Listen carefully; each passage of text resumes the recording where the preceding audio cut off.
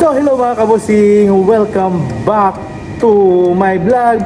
So for today's video nga yan mga kabusing, ang pag-uusapan natin ngayon ay ang Miss Supranational 2025 na kung saan kaya bang i-back to back ng Indonesia ang Miss Supranational mga kabusing.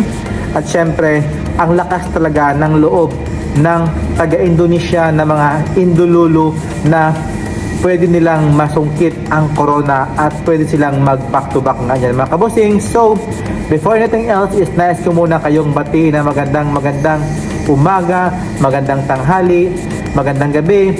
At syempre, dito sa bansang Bahrain is hindi po kami okay dito mga kabosing kasi ang dami talagang nagaganap dito na bombahan dito sa Iraq, sa Israel mga kabosing. At ngayon nga ay nagpasabog na nga ng bomba doon ang Israel sa Iran. At syempre nakipag-allied naman ang taga-US para suportahan ang Israel nga mga kabosing para makipag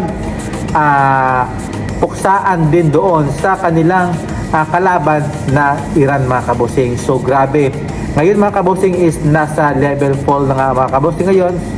Danger zone na nga dito mga kabosing kasi anytime mga kabosing magpapasabog talaga ang Iran or Israel nga mga kabosing. Kaya mayroon ng naunang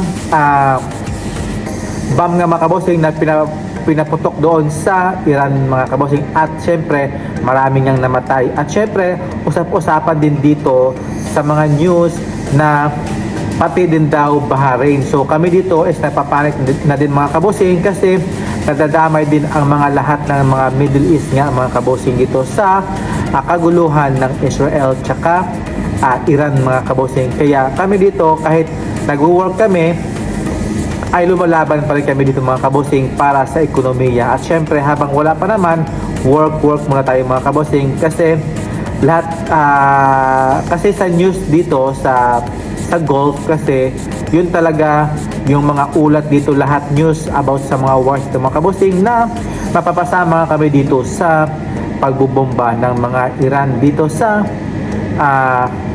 kaguluhan nila mga kabosing. Kaya ingat-ingat po tayo dito mga kabosing. At syempre aside sa kaguluhan nga mga kabosing, ayan na nga mga kabosing yung mga Indonesian mga fans na kayang-kaya daw nilang makipag back-to-back winners para sa Miss Supranational 2025. So, anong say natin yan mga kabosing? Kung kaya ba nilang makipag back-to-back na mga kabosing? At syempre daw, yung Philippines daw is kaya din daw mag back-to-back bilang isang Miss Supranational Asia mga kabosing. Ayan. So, yun talaga yung ibibigay nilang mga Indololo.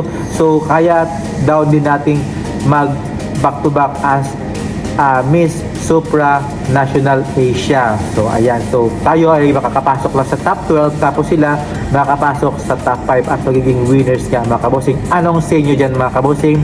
So let's say na sa finals kung kayang-kaya nyo ba talagang lampasuhin ang Pilipinas kasi based naman talaga sa galawan dito ng ating pambato na si Tara Valencia, sobrang ganda, very fresh talaga ng kanyang aurahan dito, sobrang lumalati na talaga. Compare naman kay Indonesia na malayo talagang mag back to back mga kabosing.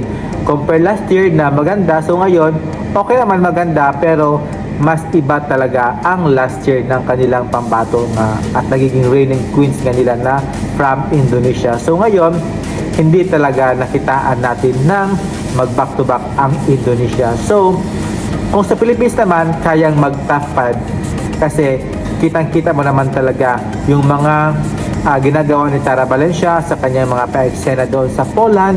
Alam naman na kayang-kaya na talaga makipagsabayan, makipagpukpukan sa mga Latina, sa mga Asia, sa mga Europe, at sa mga African mga kabosing. So, ini-enjoy na talaga ni Tara yung kanyang journey dito as a contestant at syempre gusto niya rin talagang manalo bilang isang Miss Supranational 2025. So, kayang-kaya ni Tara Valencia na lapasuhin ang Indonesia para sa this finals at syempre makapasok sa top 5. So, ayan mga kabosing, kaya ba talagang mag back to back ng Indonesia para sa Miss Supranational or kaya din ba ng Philippines na may uwi yung ikalawang corona at syempre kaya din mag back to back as supranational Asia nga mga kabosing. So comments down below at please subscribe my YouTube channel, Arman Magduyo Vlog, and see you in my next vlog. And kapong kap and sawali kap. Shukran. Bye bye. God bless po. Good night. And hello. Ingat-ingat po. Keep safe po lagi dito sa bansang Bahrain at syempre sa lahat po ng mga Middle East. Ingat-ingat po tayo. And see you in my next vlog. Keep safe po. Bye bye.